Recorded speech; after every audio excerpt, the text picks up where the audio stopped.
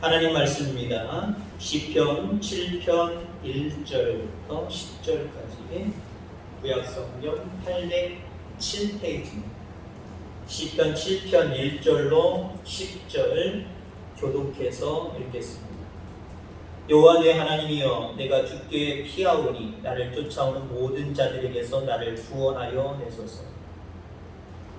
건져낼 자가 없으면 그들이 사자같이 나를 찢고 뜯을까 하나이다. 여호와 내 하나님이여, 내가 이런 일을 행하였거나 내 손에 죄악이 있거나 파친한 자를 악으로 갚았거나 내 대적에게서 까닭없이 빼앗았거든. 원수가 나의 영혼을 쫓아 잡아내 생명을 땅에 짓밟게 하고 내 영광을 먼지 속에 살게 하소서. 셀라. 여호와여, 진노로 일어나사 내 대적들의 노를 막으시며 나를 위하여 깨소서. 주께서 심판을 명령하셨나이다. 민족들의 모임이 주를 두르게 하시고 그 위 높은 자리에 돌아오소서. 여호와께서 만민에게 심판을 행하시오니 여호와여, 나의 의와 나의 성실함을 따라 나를 심판하소서. 악인의 악을 끊고 의인을 세우소서. 의로우신 하나님이 사람의 마음과 양심을 감찰하시나이다. 나의 방패는 마음이 정직한 자를 구원하시는 하나님께 있도다.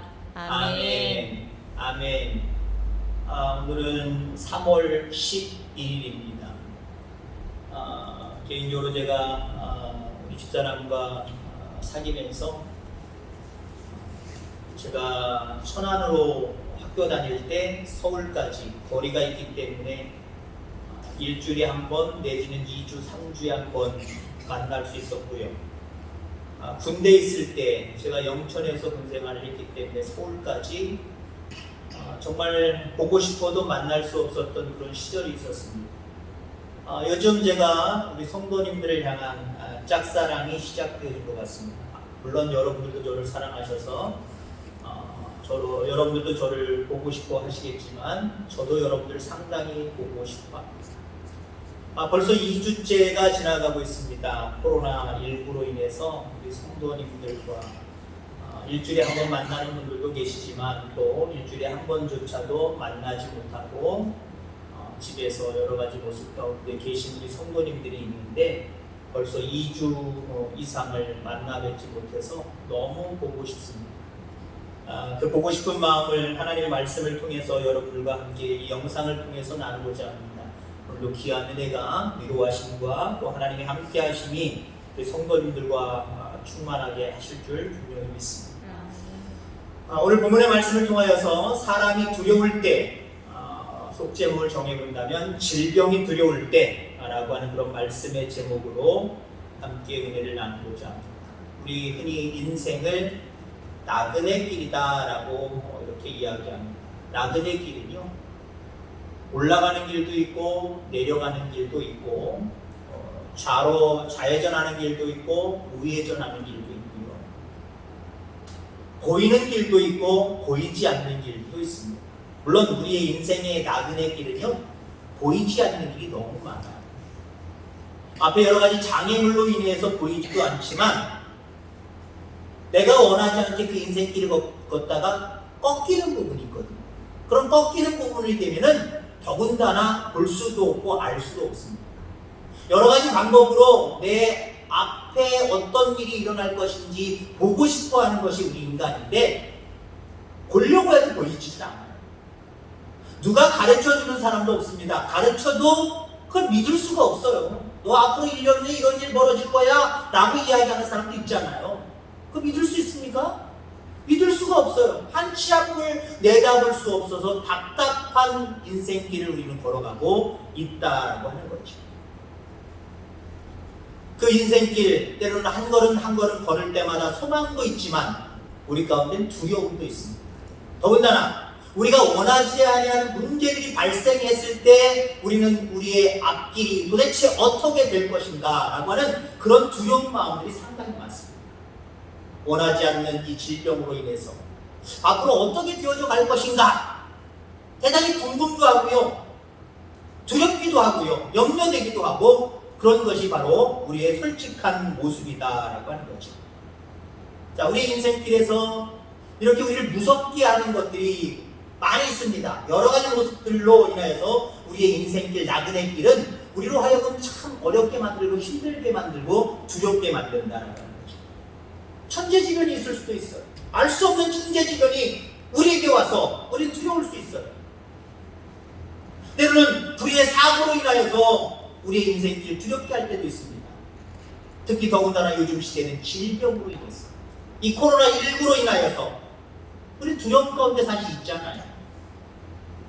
자, 질병도 두렵지만 정말 이 세상 살아가면서 사람들의 견해의 차이는 있을 수 있지만 오늘 말씀을 통해서 여러분들과 함께 나눌 것은요, 사람이 참 무섭더래요. 사람과의 관계, 그 사람이 우리를 두렵게 만들 때가 상당히 많다라고 하는 겁니다. 잠언서에 보면은 처음부터 선한 사람, 악한 사람을 잘 가려서 택하는 것이 지혜다, 이런 말씀을 하고 있습니다. 근데 사실 그것조차도 알 수가 없어요. 어떤 사람이 지혜로운 사람이고 나에게 유익을 줄 수 있는 사람이고 어떤 사람이 악한 사람이고 나에게 손해를 끼칠 사람인지 어떻게 알아요?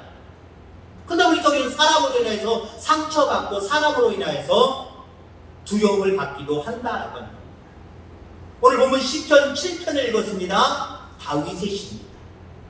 여기에 보니까 다윗을 몹시 괴롭히는 사람이 나옵니다.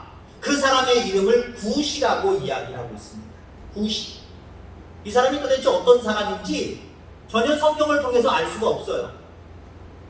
다만 베냐민 지파였다라고만 이야기를 합니다. 굿이라고 하는 이 히브리어는요, 껌둥이라고 하는 의미가 있어요. 자, 그래서 이 굿이, 껌둥이가 도대체 누굴까? 다윗을 힘들게 했던 이 인간, 이 사람, 굿이, 이 껌둥이가 누굴까? 베냐민 사람이 누굴까? 그러면서 학자들이 연구한 결과를 통해서 우리에게 내놓는 모습은 어떤 것이냐면은 특정한 어떤 사람을 이야기하기보다는 그 사람을 지목하기 전에 둥글럭적하게 그 사람의 어떤 별명을 존칭하는 것이다 라고 이야기를 합니다. 그러면 다윗 주변에서 다윗을 불편하게 하고 힘들게 했던 그 껌둥이로 표현하고 있는 굿이는 누구겠느냐? 성경학자들은 결론적으로 사울 아니다 라고 이야기합니다. 물론 이것이 맞을 수도 있고요, 사울왕뿐만 아니라 다윗을 힘들게 했던 사람 많습니다. 다윗을 두려움 가운데 거하게 했던 사람들 많이 있어요. 사울왕 맞은 것 같아요. 얼마나 다윗을 괴롭혔습니까? 다윗의 생애를 가만히 보면 악한 사람들로 인하여서 피말리는 시련과 함께 시작을 했고 그의 인생이 그렇게 계속해서 그런 시련들이 놓여져 있는 모습들을 우리가 바라보게 되죠. 아물만 하면 터지고 또 터지고 계속 피가 흘러내리는 그런 삶을 다윗은 살아가는 모습들을 바라보게 됩니다.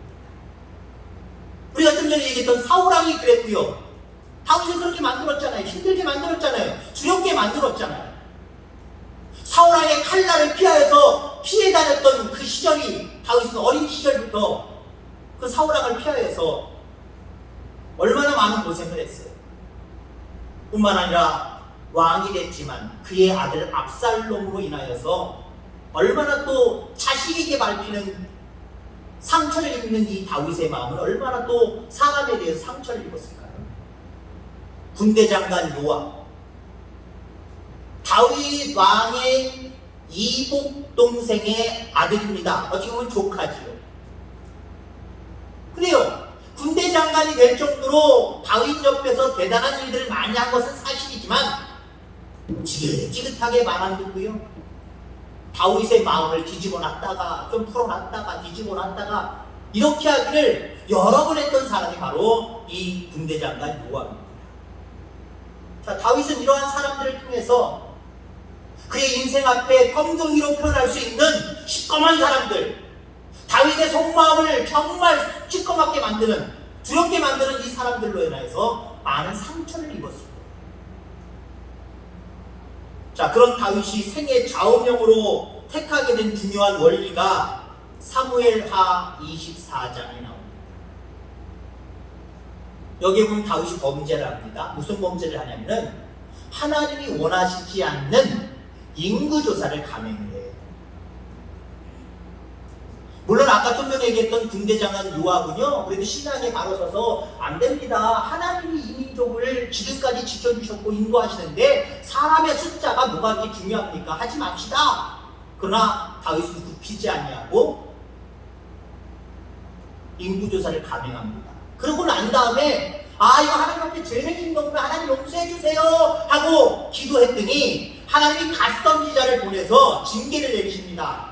세 가지 중에 한 가지를 택하라고 이야기를 해요. 그 세 가지가 뭡니까? 7년 동안 기근을 선택할래? 3달 동안 너 대적자들한테 쫓기는 경험을 해볼래? 아니면 3일 동안 전염병으로 인하여서 고생 좀 해볼래? 7년 동안의 흉년은 너무 흉측해요. 너무 기간이 길어요. 다윗은 그래도 쟁겨놨어요. 2가지 중에 이제 하나 택해야 되잖아요. 3달 동안 원수들로 인하여서 쫓김을 당해.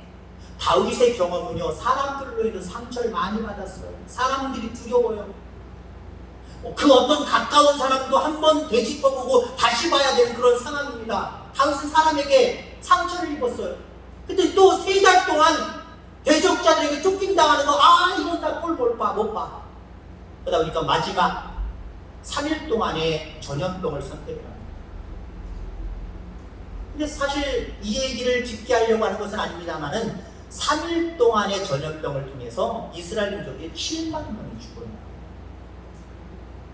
지금 우리나라 2월 중순이나 요때쯤부터 시작을 해서 지금 7,000명 요 정도 됩니다. 만 명 더 육박하고 있어요. 7만 명이 3일 동안 죽어나갔어요.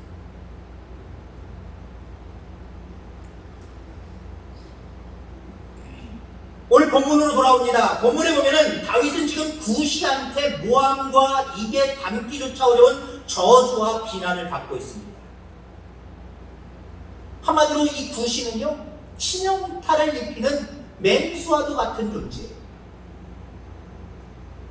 사실 사람은요, 맹수보다도 더 잔인합니다. 사자는 인격을 해치지는 않지만 사람의 혀에서 나오는 모함이나 비난, 수군거림이라든가 이런 모든 것들은요, 마음 깊은 곳에 쓰라린 상처를 입혀요. 그러니까 여러분들, 인간관계 속에서 우리가 삶을 살아가는 나그네 길에서 인간이라고 하는 이 인간관계라는 것, 그 대단히 우리에게 두려움을 주고 있다는 거죠. 여러분, 이런 사람들을 우리가 잘 가려내야 될 줄 분명히 믿습니다. 가능하다면 이런 자들을 멀리 해야 될 줄 분명히 믿습니다. 자, 그래서 오늘 7편의 말씀을 통해서 우리가 인간관계 속에서 3가지 교훈을 받고자 합니다. 어쩌면 인간관계 속에서의 3가지 교훈이기도 합니다만은, 제가 속제목을 정했잖아요. 사람이 두려울 때라고 하는 제목이기도 합니다만, 질병이 두려울 때, 사람과의 관계 속에서 우리가 3가지 교훈을 본문에서 얻어보자는 거예요. 질병으로 인하여서 두려울 때 우리가 3가지 어떤 그 교훈을 이 본문에서 얻어보자는 거예요. 여러분, 3가지 교훈을 통해서 여러분들, 사람이 두려울 때 이 두려움을 깨끗하게 이겨내는 저와 여러분들 되길 바라고, 이 3가지 교훈이 여러분이 질병으로 인하여 두려운 마음을 가질 때에 이 모든 것들이 사라지는 놀라운 은혜가 있게 되기를 주의 이름으로 축원합니다. 자, 그 첫 번째는요, 인간관계 속에서 우리가 어떤 교훈을 얻을 수 있냐면, 양심적인 대인관계를 유지해야 되겠다라고 합니다. 양심적인 인간관계? 여러분, 이 말은요, 이웃에게 책망받을 짓을 하지 말라는 거예요.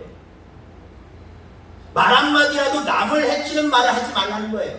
행동 하나라고 해도 남을 해치는 행동을 하지 말라는 거예요. 이 굿이라고 하는 자의 말 때문에 다윗은 많은 고통을 당합니다. 이 고통을 당하면서 온전히 하나님께 자신을 검토합니다. 뒤돌아봅니다. 이게 중요한 거예요. 사람으로 인해서 두려울 때 그 사람을 여러분들 원망만 하지 말고요, 왜 하나님이 이런 사람을 통해서 나를 두렵게 하지, 아프게 하지, 슬프게 하지, 왜 나한테 상처를 주지, 나에게 무슨 문제가 있는 것인가? 이거 살펴보셔야 돼요. 질병으로 인해서 여러분들 두려울 때 단순히 왜 질병이 이런 질병이 왜 왔대요 도대체 라고 하면서 다른 곳에서 원인을 찾지 말고요, 내가 하나님 앞에 본 부족한 믿음의 모습들이 있지 않는가, 내가 기도를 덜 했나, 신앙생활을 열심히 하지 않았나, 내가 전도를 좀 덜 했나, 이런 모습으로 여러분들 자신을 배우고 그렇게 성장시켜 나가기를 주의 이름으로 축원합니다.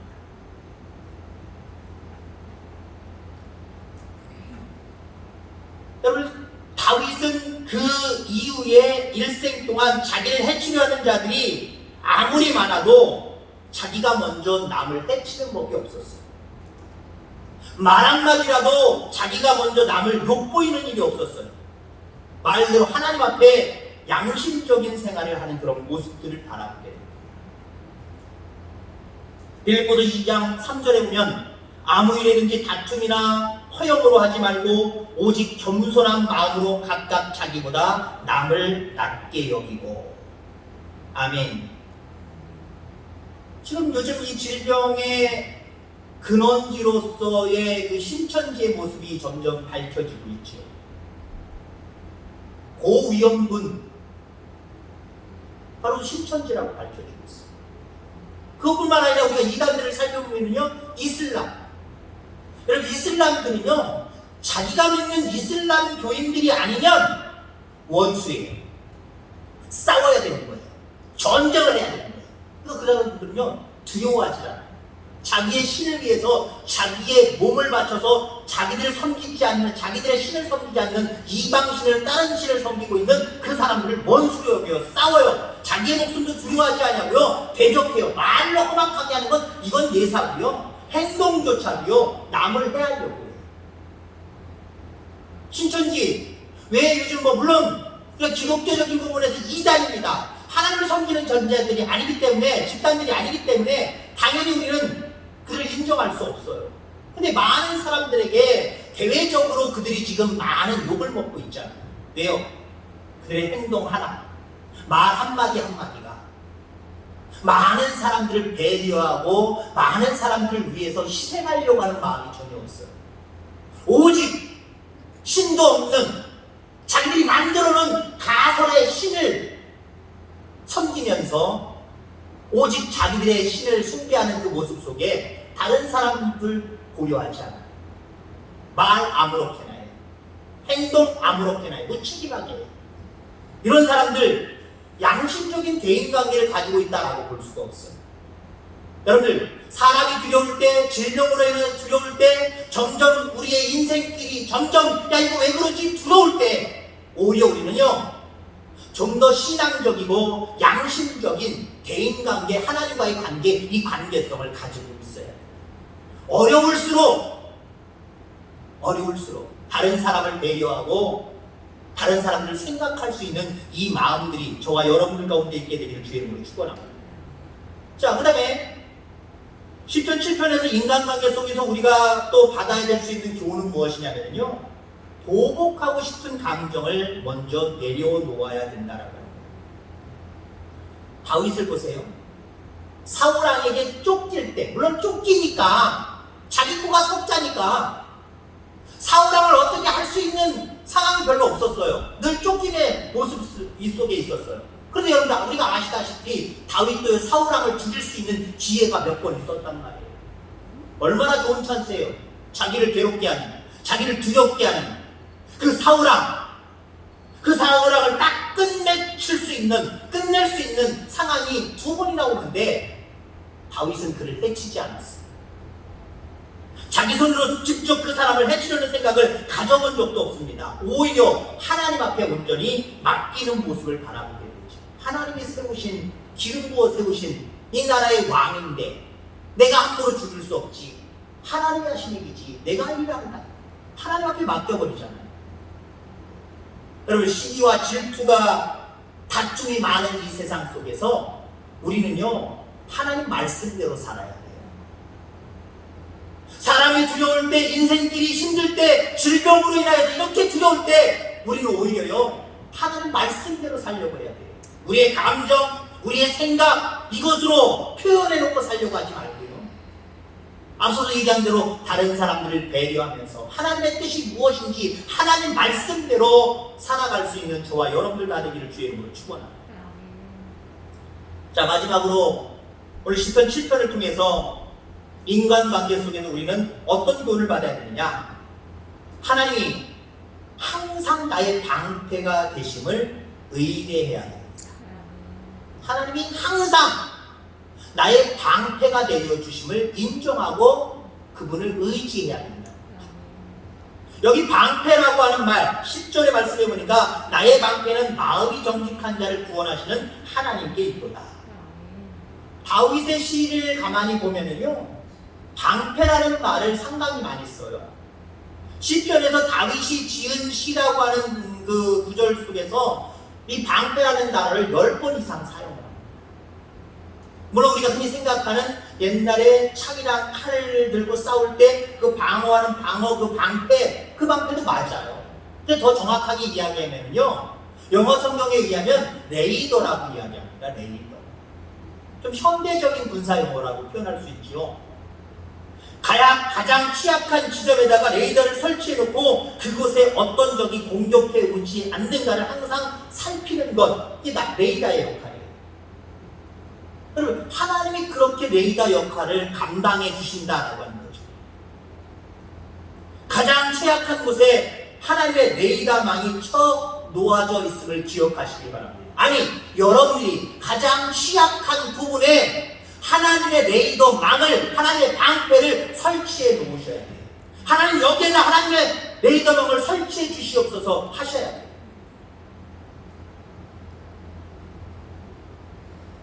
요즘 최근에 동남아라든가 세계적으로도 마찬가지고요. 동아시아라든가 세계적인 부분도 마찬가지입니다만 요즘 군사력 비교하는 그런 사이트라든가 그러한 어떤 동영상 많이 나오더라고요.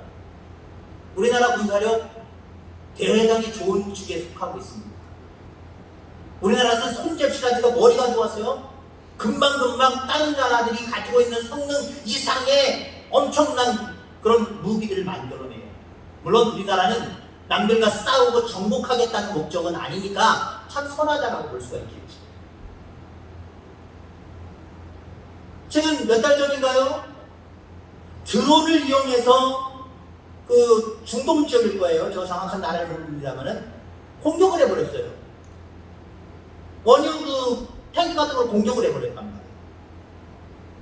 여러분 우리가 무기 그러면 미사일 같은 거, 핵무기 이런 것만 생각을 하는데요. 요즘에는요 작은 드론, 요만한 드론 가지고도요 얼마든지 엄청난 시설을 공략할 수 있는, 사람들을 공격할 수 있는 그런 무기가 된다는 거예요. 근데요 이스라엘이 먼저 발견을 했지만 우리나라는 이스라엘과 똑같거나 지금으로부터 조금만씩 세월이 지나면 더 훨씬 성능이 좋은 그런 것들을 만들어내야 됩니다. 뭘 만들어내냐면 드론을 잡아내는 레이더. 레이더뿐만 아니라 드론을 잡아낼 뿐만 아니라 그것을 레이저로 쏴서 그냥 떨어뜨리는 그런 무기를 이미 지금 개발해내고 있대요. 더 발전시키고 있대요. 3km 전부터 그 작은 드론을 식별해내서 레이저로 쏴서 그냥 추락시켜버립니다. 그 드론의 목적을 이루지 못하도록 사전에 예방을 하는 거죠. 조금만 세월 지나면, 몇 달만 지나면 3km가 아니라 10km, 20km도 가능하답니다. 여러분들 우리의 앞으로의 3km 앞의 인생길 여러분 알 수 있어요? 없어요? 어떤 일이 우리에게 닥쳐올지 알 수 있어요? 없어요? 없어요. 좋은 일이 닥쳐온다면 상관이 없겠지만 나쁜 일이 닥쳐오는데 우리가 3km 3시간 앞에 거, 1시간 앞에 거 알 수 있어요? 없어요? 몰라요. 10km, 20km 더보다 더 몰라요. 근데 하나님의 레이더망 방패가 세워지면 우리 가운데 오는 여러 가지 근심거리, 걱정거리, 염려거리 이 부분들을 하나님이 미리 사전에 의뢰하는 자의 인생 앞에 그것들을 떨어뜨려 주신다는 거예요. 떨어뜨려 주신다. 이게 중요한 거죠. 시편 118편 6절에 보니까 여호와는 내 편이시라 내가 두려워하지 아니하리니 사람이 내게 어찌할까. 이 말을 역으로 이야기하면은 하나님은 내 편이시기 때문에 그 하나님을 신뢰하고 의뢰하고 믿고 맡겨버리면